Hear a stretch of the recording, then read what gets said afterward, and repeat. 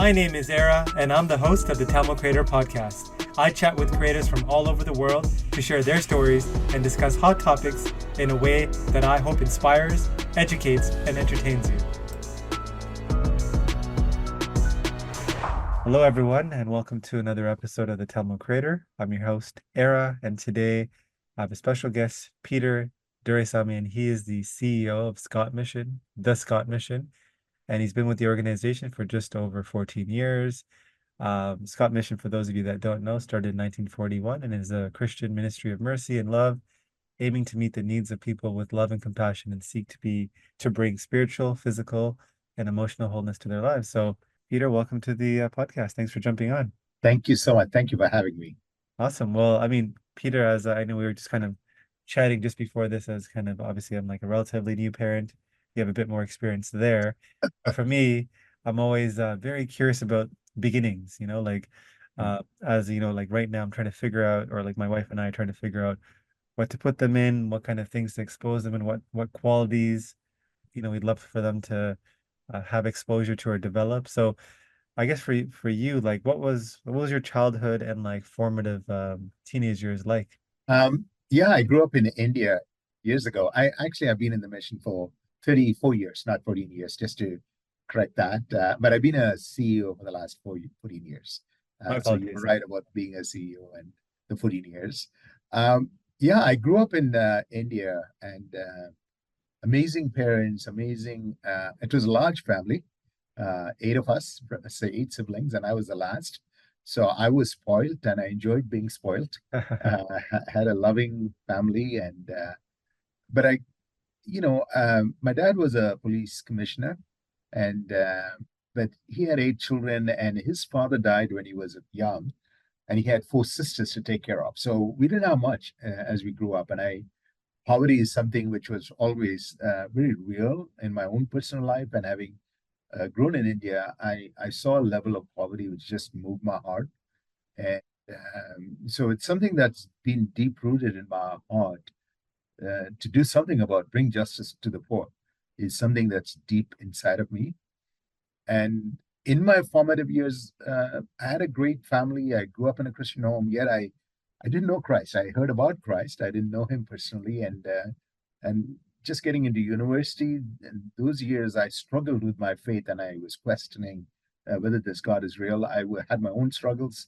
My sister was going through some struggles. I tried praying, and I knew I don't know this God whom I'm praying to. And during that time, God intervened and He revealed Himself to me in one of the youth camps, and that's 1977. And that sort of started a journey for me into committing my life to God. So there's two loves that I really fell in. One is loving Jesus, and then loving the poor. There's two things that's been very dear to my heart, right from my formative days of my teenage years in India. And I'm so glad I grew up in India. I just already you see a level of injustice, and I was part of it. I wasn't just a foreigner walking in, looking at it. I was very much living and part of it. So it really changed my life in dealing with suffering and looking at suffering and going through suffering on my own. It matured me a lot, even in my teenage years, and made me who I am. Yeah, no, I think India is a place where, I mean, I think just like I think the US is also an example of like extreme disparity between, rich and poor and the Yeah. haves and have-nots, right? I think India, especially parts of India, but you can say the same Oh, about yeah. like the West as well. So that's one thing. The other thing is, I guess, um, I know you're the youngest of eight. Your other siblings, like, I know with like other families, like my wife's family, like like her parents' siblings, they're all kind of all over the world, like Australia, Canada, Europe. Yeah. Like, did your siblings did they stay in India? Did they also kind of go to other parts of the world and kind of settle down there, or like, what's their story? Most of my siblings stayed in India itself. Some of them did go, but it's more their children. They are all over the place. So it's Ah, my I see. nephews and nieces are scattered from Australia to Europe to Singapore, all across. So they're all over the place. In Yeah, yeah, it's we're a great close knit family. And what made you decide to come to Canada in 1990 from India? Um, I think it's a good question. I really didn't want to leave India. I love my home, love my city, love my God, and but deep down, God called me for the nations. And when I had an encounter with God in 1977, I accepted the Lord. But 77 to 79 was years when I really had many encounters with God in a very realistic sense. In 1979, after 2 years, the Lord spoke to me through various scriptures. How long will you hesitate between two opinions? If the Lord is God, follow him. It's from 1 Kings 18:21. And Luke chapter 5, where God tells Peter, launch out into the deep. So he was really telling me to cut everything off, give your life completely to me. And I did make that second surrender of saying, God, whatever you want, do with my life. I was studying to be a chartered accountant at that particular point, and I even said, if you want me to stop the studies and just give myself totally to you, I'm willing to do. But the Lord said, no, just finish what you're studying. But one of the calls deep down in my heart was for the nations. He always put nations in my heart. So I knew he's going to make me travel all across India, and at some point he'll take me out of India into going to the nations, and it did happen. Now, my brother was in Canada, and he said, "Why don't you come and study in Tyndale? I know God's hands on you, and God's called you into ministry. Why don't you come to Tyndale?" And I felt that was the right thing to do, and we did. Me and my wife. It was a hard decision. We didn't want to leave India. We were very close to. I was very close to my mom and dad, all my siblings and friends, and just saying goodbye, packing up two suitcases and leaving a country and coming. It's a very difficult situation for us, but God made us do that, and I'm glad I did it. I mean, that was one of the hardest days in my life when I had to leave India and come to Canada. Yeah. Did you Sorry. come to Canada in the like colder months or like the warmer months out of curiosity? Not really. I came in July. Okay, You okay. know, I grew up in Madras in Chennai, where it's 50 degrees in the summer and maybe 20s or 30s and the winter is like yeah, in the winters it's like 20, 30 degrees. So I because I grew up in Delhi a little bit, so I saw a little bit of the cold weather, not like the ones that we've had. So everything was new for me. We landed in July. It was beautiful. July 7th, 1989, I landed here. So the summer was beautiful, but then it started getting colder and then getting into my Yeah. first winter. Yeah, first impressions are everything because I think it's a Tim Hortons commercial where like you see an immigrant family, like somebody coming from another country. They Yeah, obviously are coming in winter, but they're not realizing what they're kind of getting themselves into. It was a very beautiful commercial, but I just remember that and yeah, like thinking, you come from like obviously you're coming from India, which is a much warmer country, yeah, to, Canada, and it really depends on when you come because Canada, like, when I say Canada, I guess my experience is Toronto, but yeah. Toronto from like Aprilish to like maybe September, amazing, wonderful. But Yes. from like October to February or March, not so great. So that's great that you kind of came at the right time. So you kind of mentioned that, you started off as, studying accounting and then, like kind of like in business managerial kind of roles. And then I guess your brother invited you out to kind of come to Canada to study at Tyndale as well. So I guess at what point, and I'm not sure if maybe by the time you left India, you were kind of done with accounting, but at what point did you kind of make that switch to move away from, accounting slash business like roles and, more into kind of what, you're being called to kind of do?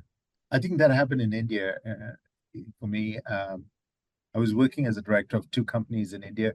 I worked in a city called Bhopal, and before that, I was working in a city called Mysore, and that's when I was going to get married to my wife Sheila. And um, again, I felt a strong call for the poor, right in India itself, and I felt God calling me to work in a Christian organization that was just serving the poor, just called EFICO, very much like EFC, Evangelical Fellowship of Canada, but Evangelical Fellowship in India, Commission on Relief. They worked a lot with the poor people in all across India.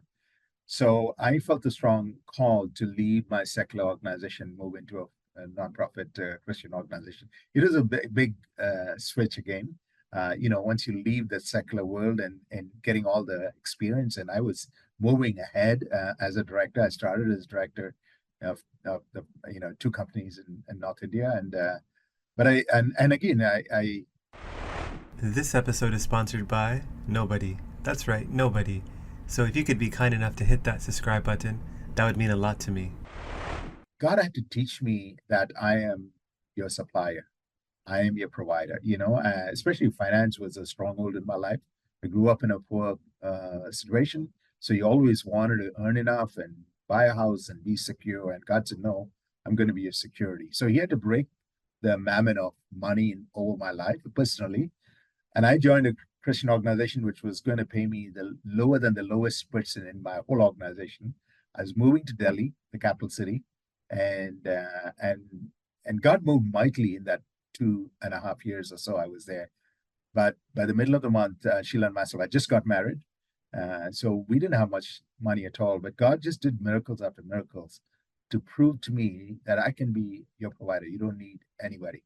You can trust me. And it was a beautiful journey. And that was the starting point of committing my life. And I had my talents of being a chartered accountant in the business world and love for the Lord. And I said, Lord, all yours. Do whatever you want. Yeah, so the journey of walking away from a secular world, if I can call that, and moving totally into a Christian organization started it right in India itself. And then, how soon after you came to, I guess, Toronto, did you start getting involved in the Scott mission, or like, did you have any other pit stops before that? I actually worked in Tyndale, and my starting job was in the kitchen. I was cleaning dishes and washing the walls of the kitchen and all that. And it was a good training for me, uh, in the sense I mean, I met so many beautiful people in Tyndale working in the cafeteria. God just worked that in a beautiful way, and that was my first job. And then we saw an opening in Scott Mission for a weekend person to work in the kitchen.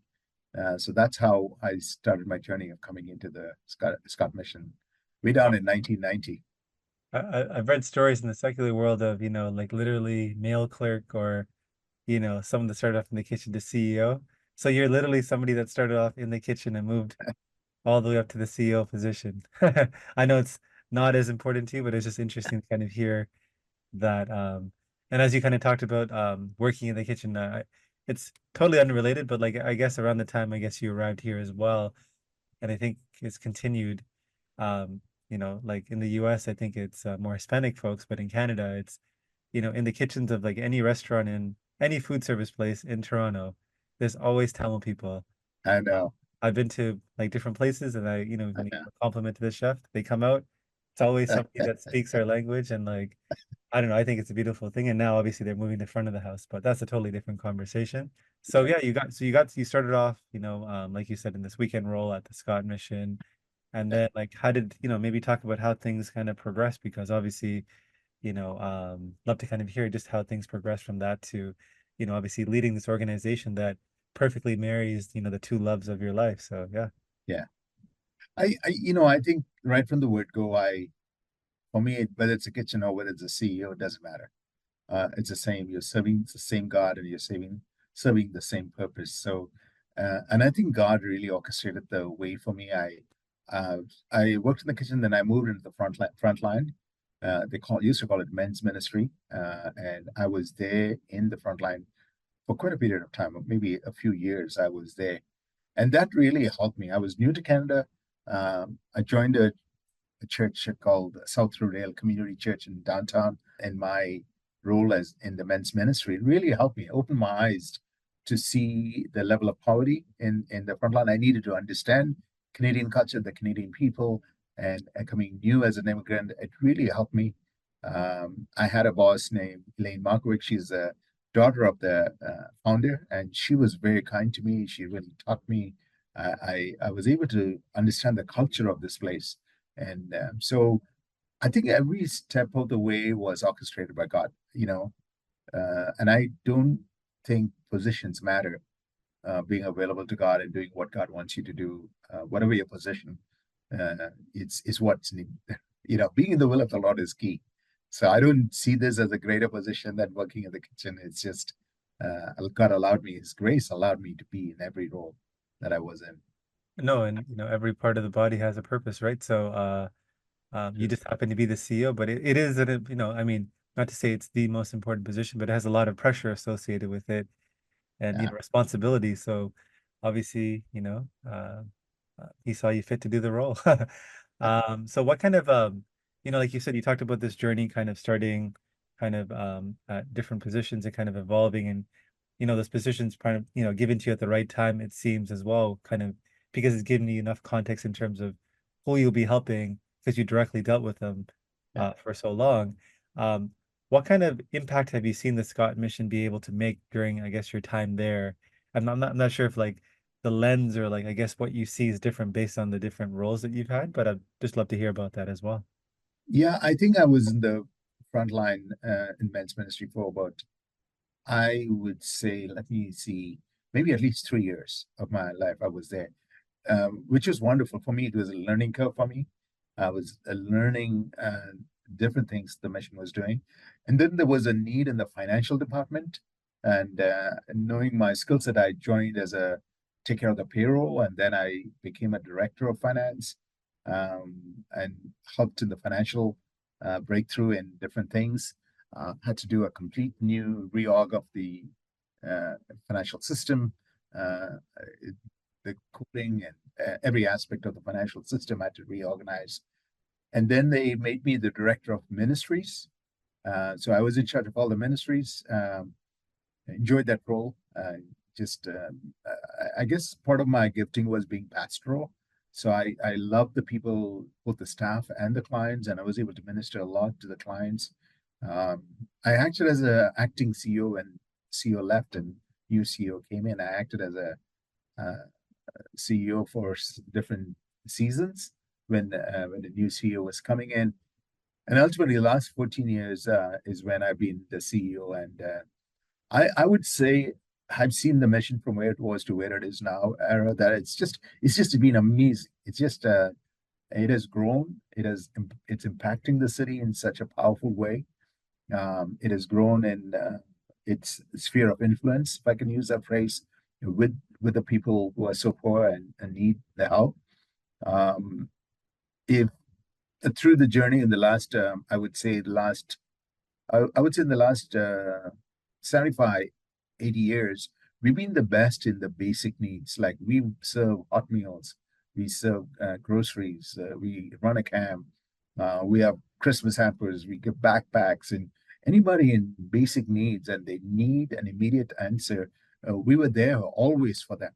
So we did that extremely well, and then we moved into transformational ministry, and while we were moving in transformational ministry, we went through COVID, and COVID was a time that really stretched us. We've never seen such level of poverty, never seen a city shutting down and telling everybody stay at home. But what he said to the homeless person, where do they stay? And they didn't have. We had to open the doors. We had to be there. There wasn't a day we didn't shut down. We were there, opened the door, and the staff were there during the whole COVID time, and we went out of the way to take care of the people. So that was huge. Um, then came the recession, and in the lack of finance, and especially anybody who is on fixed income. The rent went up, the gas price went up, the cost of living has gone up, the food cost has gone up. So the number of people coming into asking for groceries and asking for needs and asking for hot meals, it's just jumped. We used to be at 125,000 hot meals. We jumped to about 325,000 hot meals. So through all these transitions in society at large, we had to quickly pivot and become an answer to the problem. Again, housing is a huge issue, and we needed to come in and open up shelters, and then we wanted to see lives transform. This is where the beauty of where the last few years I'm seeing the impact. We knew we can't leave the people as they are. We need to see their lives transform. What does the journey look like for a person who's homeless? What does the journey look like for a person who's come new to Canada? What does it look like for a person who's been on welfare? Each one has a journey. How can they be transformed? What are the different steps that could take place? And one of the things is they need to have an encounter with Jesus. And, a starting point and ending point of it, transformation is when you have an encounter with Jesus. And in the physical side, what do they need? Did you know that every time you left a 5 out of 5 review for this podcast, a Tamil parent lets their child pursue a career in the creative arts? Okay, that's probably not true, but if there's a chance that it is, do you really want to jinx it? Leave a review. Do it for the young creative in you. Definitely they need food, they need groceries, but some of them need a job. Some of them need they're homeless, they need a shelter. So they need a permanent home. So there's a physical side of steps that they need towards the transition. There's an emotional side. This is where pastoral care comes in. This is where spiritual formation comes in. This is where counseling comes in. A lot of people are broken, and how can they get out of addictions? So that's another whole area we started getting in, and then comes in the area of healthcare.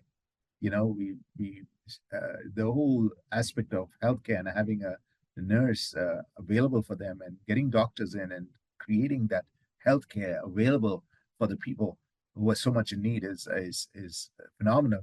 So I think we started this journey of transformation, and making many of these things available for the people who are coming through our doors, and the impact of this has just been amazing.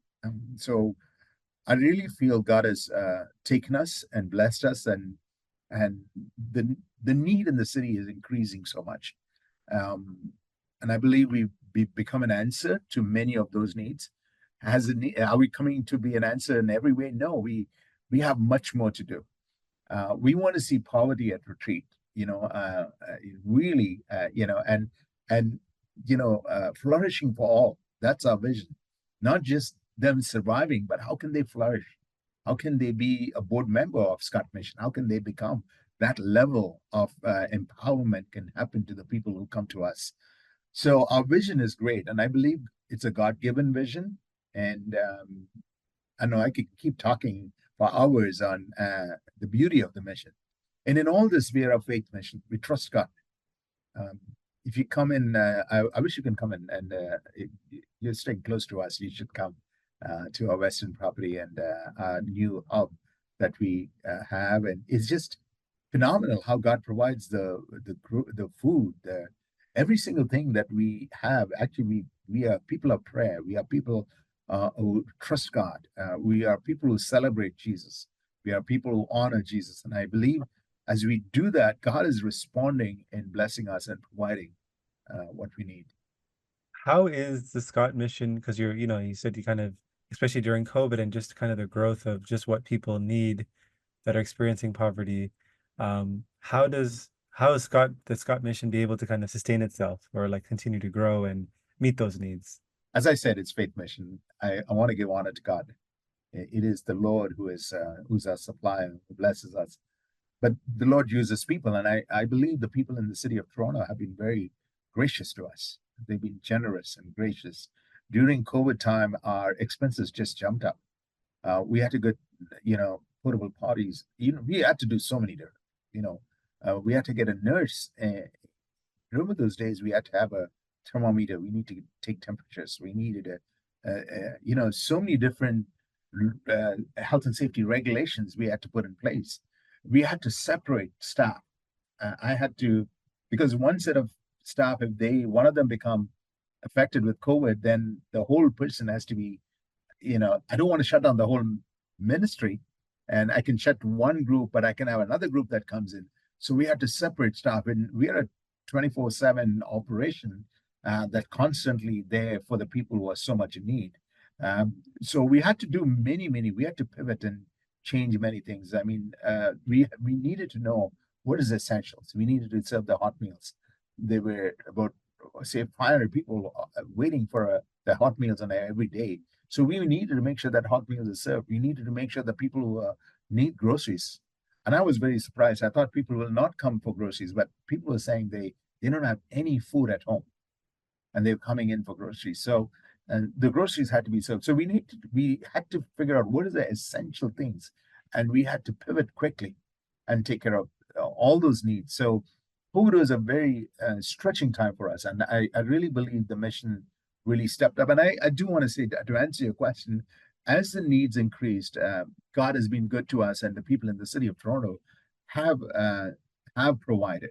At this moment, the mission is is so much in need, especially financially. I say that because the number of people who are in need in our city has increased tremendously. The number of people coming to the food bank has gone up by another by 50%. We're hitting $2 million, 2 million mark, which we've never hit before. It's over 2 million people from the city are coming into food bank. People who've never come to food bank have been coming. There's about 35% of the people who've never come to food bank are coming. People who are earning two incomes are coming to food bank. So the need is increasing, and we have not closed the doors. We said we will continue. So and also I believe it's hitting the donors too. It's hitting us. If you and I go to a grocery store, we recognize we have to spend more than what we spent a few years ago. And we are all pulling back, saying, no, let's cut down our expenses here. Let's cut down our expenses because we want to balance the budget. So ultimately, it does affect charities who are wanting to do more. So in a way, it is a no, I wouldn't say it's a challenge for us at this point, where the needs are increasing and we need to do more, and we have to be wise in receiving the money that we're getting to serve the people. And my prayer is people will give more and stretch themselves and give more to charities like us so that we can serve more people. I love it. It's a good message. I guess for you, I know you've been, like you said, you've been involved with the organization for much longer, but CEO for the last 14 plus years. I guess where do you see yourself, like personally and professionally, in the next 3 to 5 years or even longer? Like, is this something that you can see yourself continuing to do? Like, I mean, obviously, like you said, it all depends on timing and, like how you feel at that time. But because it is a demanding role, but obviously fulfilling in the sense that you're, again, doing something that is marrying two things that you love. So just curious about that. I think it's a ongoing journey. I personally have a very strong relationship with God, a personal walk with God. I am very particular. I spend enough time on a daily basis with God. So my instructions, and I want to fulfill what He wants me to do. And that's been my goal right through my years. I don't care what I do. All I want to do is what He wants me to do. Having said that, how do you hear the voice of God and what do you do is something it's an ongoing journey. But I believe He wants to use my giftings, and my anointing, if I can use that phrase. I raise up a next generation. I love to raise up leaders. I love to teach, preach the beauty of who God is in a very realistic sense. And I love to see many people come to know the Lord. And we see that at the Scott Mission. Yesterday, we had a Easter celebration, and I would say there were nearly 150, 200 people in that celebration. And we talked about Jesus, we had communion, we celebrated, we worshiped. And this is people from our community, our guests coming in. The beauty of the mission is we're able to share the love of Jesus in a very, very practical way, and also to preach the word and talk to them about Jesus. So that's amazing. And my prayer is I will continue that journey of sharing about Jesus, taking care of the poor, and as the Lord leads me in the years to come. And I definitely have a heart to raise up the next generation. I'm not going to be around forever. God willing, to raise up the next generation and that people can carry on their vision that God has given us.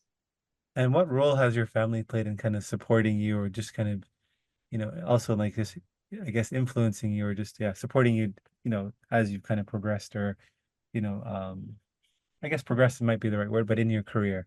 Yeah, I think after my love for Jesus, my love is my family. It's not my work. It's not even my church. It's my family. And I played the pastor's role, and balancing ministry with family is so key.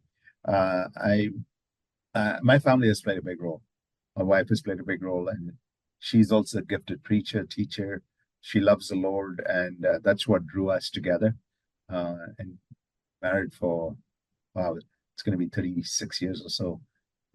So we've been married for a long time, but the one thing we come together is serving the Lord. We're very, very committed to that. I have two boys who also love the Lord and who've been part of this journey. They also want to serve the Lord, and the good kids. The older one is married, and I'm a grandfather now.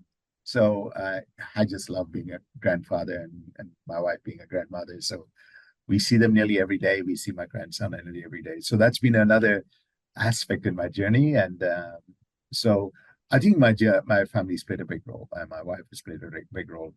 Um, yeah, she is a woman of faith. I can, as I said in India, I had to make a decision getting away from the secular world to a private organization, a Christian organization.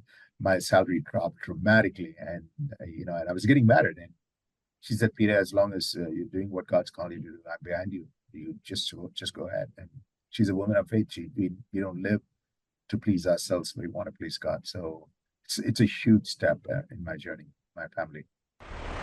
Money can be hard to come by, but here is a $100 opportunity for you. Join my free newsletter for free exclusive content and a free chance to win $100 when I hold special draws. Did I mention that it's free? I guess another question for you is, I guess, how connected do you feel to like the Tamil, your Tamil identity as well? Because I know um, obviously you moved from India, which I assume that there's a large Tamil population or where you kind of grew up, and obviously you happen to move to Toronto, which happens to have the largest diaspora in the world outside of, I guess, India and Sri Lanka. So yeah, like how connected are you to the community? What kind of things do you do around that as well? I love the Tamil community. I listen to a lot of Tamil worship songs. I started listening to Tamil, the Bible in Tamil. So listening to the scriptures in Tamil. Very recently, I started that. So, but we're very connected with the Tamil community very much. I know a lot of the Tamil pastors very well, and in our church we do have at one point we had a lot of Tamil people, and so we have our service in English, but very much connected with the Tamil community. Sometimes when we have house group meetings, and like we had a prayer meeting last Saturday, actually, one of our friends' birthday, and most of the time we were singing Tamil worship songs. So I'm very much connected with the Tamil community, and especially the next generation and the community. We are together. We have a lot of Tamil friends, so I speak Tamil. I don't preach in Tamil. I don't think I can preach in Tamil. I grew up in a English church and English education, so I'm not that fluent preaching, but I do speak Tamil, and I love the Tamil community. I really believe God's hand is on the Tamil community, and it's brought people. God scattered people. Even when I went to Australia, when I've gone to different countries, I met with the Tamil community. I preached in Tamil churches in Australia and other places. So I love the Tamil community, and I grew up in Madras and Chennai, and yeah, I know a lot of people, a lot of Tamil church pastors and leaders. So yeah, So if you had a chance to go back, Peter, to 16-year-old Peter in a time machine and visit him, what would you tell him? 16-year-old. Yeah. I There's quite a few things I will say. Um, uh, you know, as I'm older, now, uh, one is I would really ingrain in the person to trust God and walk with God. And He is everything. And you don't have to break your head. The curse was by the sweat of the brow. You, read, there's a working of sweating. And I think that was broken at the cross. And we could trust God and lean upon Him. That whole, I think people give their lives sweating in work. And I'm not saying don't work. I don't think you need to take that weight. You can trust God. And I've learned to obey God.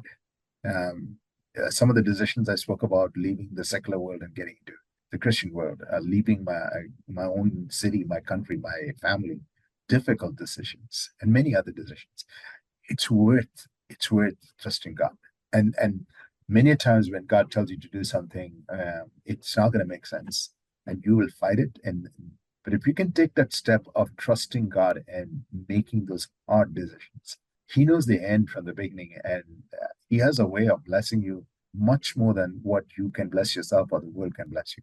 So I think one of the keys I would say is just have an intimate walk with God, trust God, and the second thing is years will go very fast. We think we are going to be here for eternity, but years will go very quickly, and you got to prioritize and say this is important. Like what you said about your family and your kids, that's priority. That's priority. I mean, uh, being a best father and a best husband is so important, and if that's what you need to be. And sometimes, as men, we like to be great in our work and do well in our boardrooms, and say, no, be a good father. Be don't sell your work and everything because of your work. You sell your time and your family.